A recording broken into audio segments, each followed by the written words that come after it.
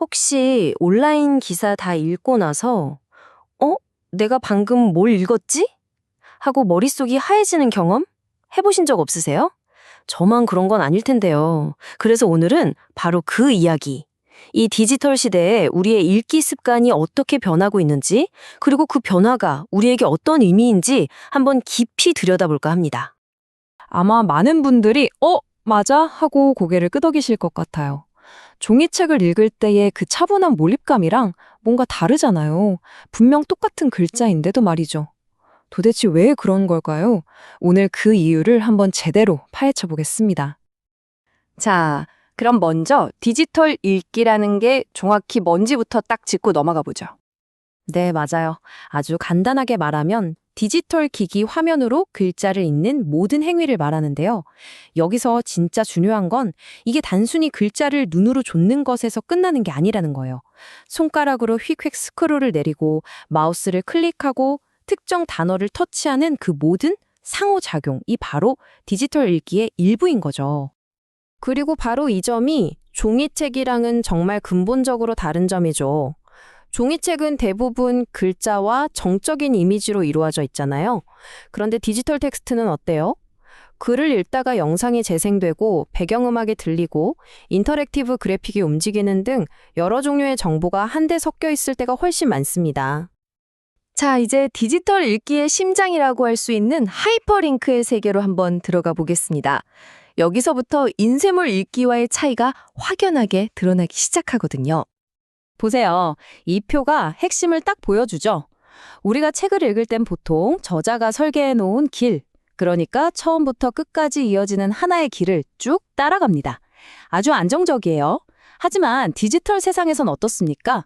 우리는 하이퍼링크라는 수많은 갈림길 앞에서 끊임없이 선택을 하면서 텍스트 사이를 넘나들죠. 이건 마치 잘 닦인 고속도로를 달리는 것과 표지판도 없는 미지의 숲을 탐험하는 것의 차이라고나 할까요?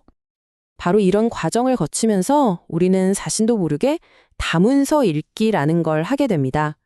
하나의 주제에 대해서 여러 관점의 자료를 연결하고 종합하고 또 비판적으로 평가하면서 스스로 지식을 재구성하는 거죠.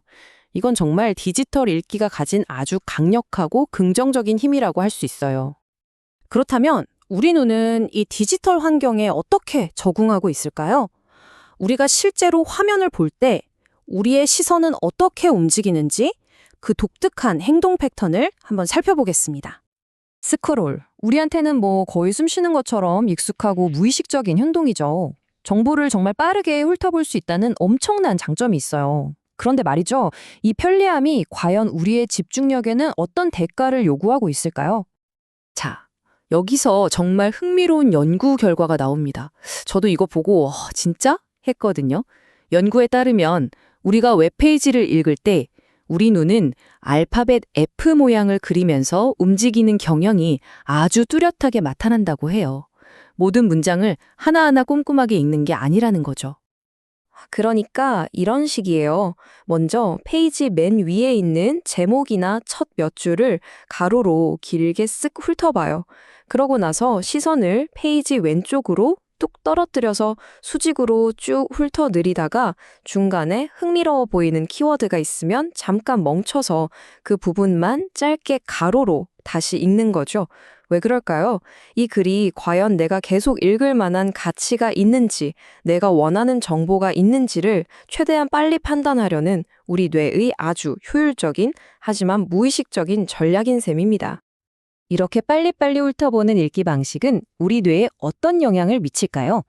속도를 얻는 대신 우리가 치러야 하는 비용, 즉 인지적 비용에 대해서 한번 이야기해 보겠습니다. 여러 연구 결과를 보면 아주 명확한 트레이드오프가 보입니다. 똑같은 글이라도 디지털 화면에서 스크롤하면서 읽으면 읽는 속도는 더 빨라지는데 이상하게도 내용에 대한 이해도나 기억의 정확성은 오히려 떨어지는 경향이 나타났다는 거예요. 속도를 얻는 대신 깊이를 잃을 수 있다는 거죠. 왜 정확성이 떨어질까요? 바로 인지적 부담 때문입니다. 우리 뇌가 처리해야 할 일이 한꺼번에 너무 많아지는 거예요. 수많은 하이퍼링크 중에서 이걸 누를까 저걸 누를까 끊임없이 선택해야 하고 갑자기 튀어나오는 영상이나 소리 같은 추가 정보도 동시에 처리해야 하죠. 마치 컴퓨터에 프로그램을 너무 많이 띄워놓은 것처럼 우리 뇌의 작업 메모리에 과부하가 걸리는 겁니다. 이렇게 처리할 정보가 많아지고 결정할 게 늘어나면 당연히 우리의 한정된 주의력은 흩어질 수밖에 없는 겁니다.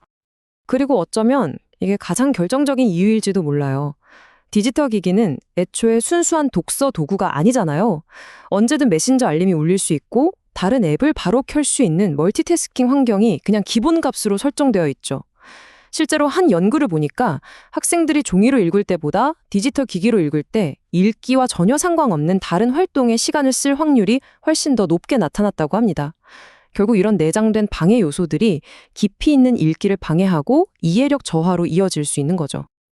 자, 오늘 영어바지 이야기를 나눠봤는데요. 마지막으로 우리가 스스로에게 한 번쯤 던져볼 만한 질문을 보면서 마무리할까 합니다.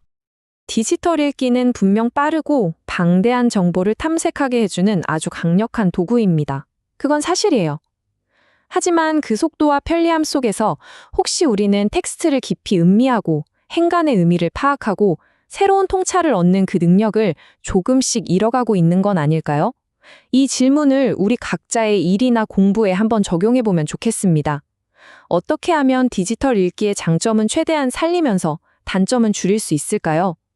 예를 들어 중요한 글을 읽을 땐 의식적으로 모든 알림을 끈다거나 핵심 내용은 따로 손으로 메모하는 습관을 들이는 것처럼요.